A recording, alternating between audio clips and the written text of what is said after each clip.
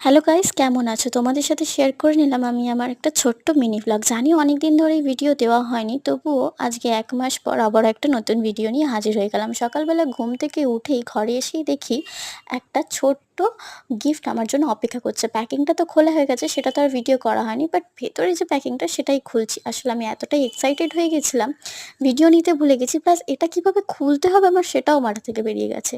আমি তো ঘড়িটাকে দেখে জাস্ট প্রেমে পড়ে গেছি। আমার ঘড়িটা এত ভালো লেগেছে, আমি ভাবতেও পারিনি যে ঘুম থেকে উঠেই এরকম একটা গিফট আমার জন্য অপেক্ষা করছে। তো ঘড়িটা ভেতরটায় দেখলাম একটা চার্জার আছে, এই যে চার্জারটা। এটা আমার বড় আমায় গিফট করেছে। আসলে আমরা একটু কদিন পর বেরোবো। কোথায় বেরোবো, কিভাবে যাচ্ছি সবই শেয়ার করব। বাট ছোট্ট এই উপহারটা তোমাদের সাথেও শেয়ার করে নিলাম। ভালো লাগলে একটা লাইক, কমেন্ট, শেয়ার অবশ্যই করবেন। আর আমার এক্সপ্রেশন দেখে বুঝতেই পারছো আমার ঘড়িটা কতটা পছন্দ হয়েছে। আর আমার হাতে কেমন